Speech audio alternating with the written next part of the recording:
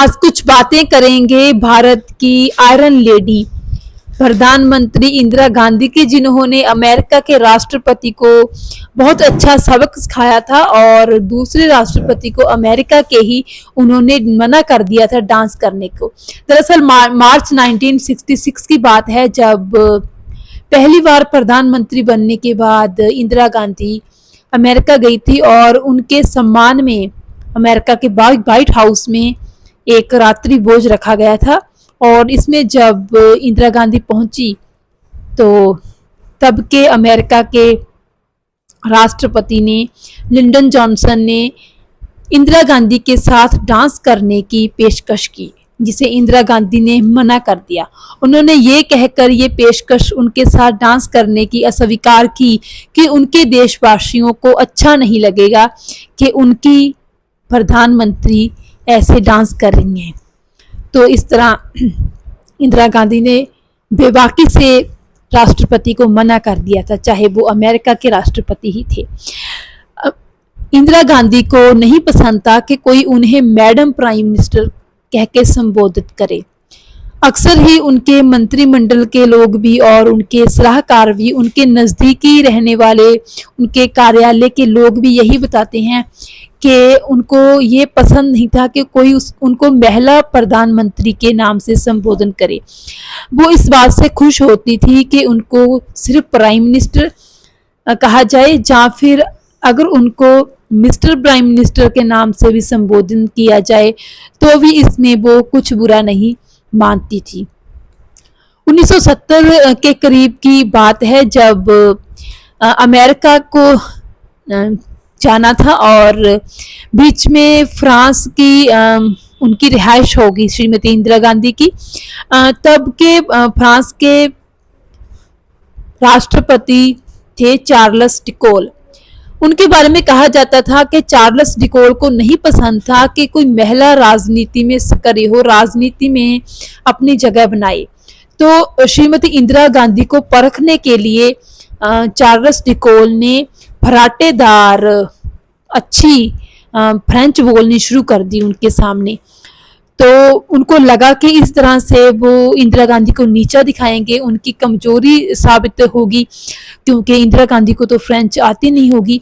लेकिन सामने से इंदिरा गांधी ने ऐसी फराटेदार फ्रेंच बोली कि चार्ल्स डिकोल बस देखते ही रह गए। और उसके बाद फिर उन्होंने प्रधान सचिव इंदिरा गांधी जी के प्रधान सचिव से यही बात कही थी कि आपके देश की प्रधानमंत्री इंदिरा गांधी में कुछ बात तो है, वो अलग हैं, उनमें कुछ कर दिखाने की, कुछ कर गुजरने की क्षमता है। ऐसे ही नहीं लोग उनको मानते, उनको जानते, सचमुच ही इंदिरा गांधी ही है। फिर एक बार चार्ल्स डिकोल ने कहा था कि इंदिरा गांधी के नाजुक कंधों पर पूरे देश का, पूरे इंडिया का भार है और पता नहीं ये भार वो कब तक ढो सकेंगी। लेकिन फिर बाद में उन्होंने कहा था कि भले ही इंदिरा गांधी के कंधे नाजुक हैं, लेकिन वो कभी झुकेंगी नहीं, ये उनको पूरा यकीन है। तो इस तरह इंदिरा गांधी में वो क्षमता थी कि वो बड़े बड़े विश्व के लीडरों की सोच बदलने की भी क्षमता रखती थी।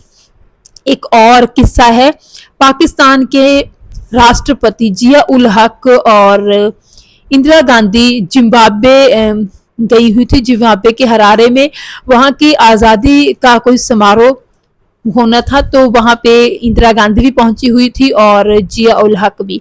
तो जिया उल हक ने ये उनको न्योता भेजा इंदिरा गांधी को कि वो उनसे मिलना चाहते हैं। हालांकि प्रोटोकॉल के मुताबिक इंदिरा गांधी मिल सकती थी उनसे, लेकिन जिया उल हक ने इंसिस्ट किया कि वो खुद इंदिरा गांधी से आके मिलना चाहते हैं।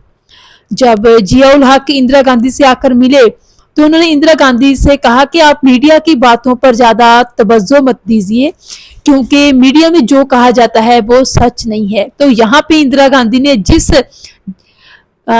खूबी के साथ, हाजिर जवाबी के साथ जिया उल हक को जवाब दिया, वो काबिल तारीफ था।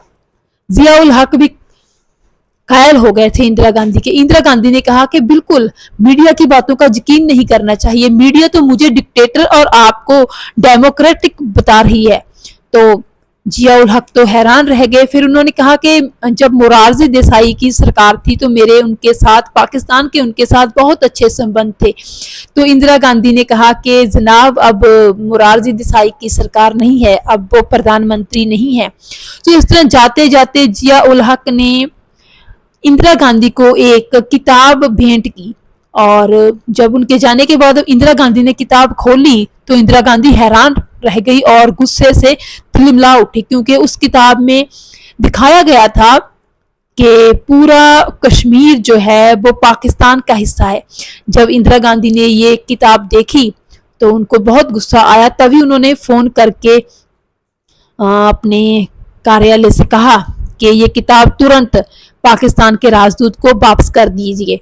तो इस तरह इंदिरा गांधी में वो साहस था कि बड़े बड़े लीडर्स के साथ वो भिड़ जाती थी और किसी एंगल से भी वो अपने आप को कमज़ोर नहीं साबित करती थी। और यही कारण है कि उनको आयरन लेडी यानी कि एक लोहे की औरत का खिताब दिया जाता है, जो कि अपनी मजबूती के कारण, अपने इरादों के कारण, अपनी डिसीजन मेकिंग पावर के कारण पहचानी जाती थी।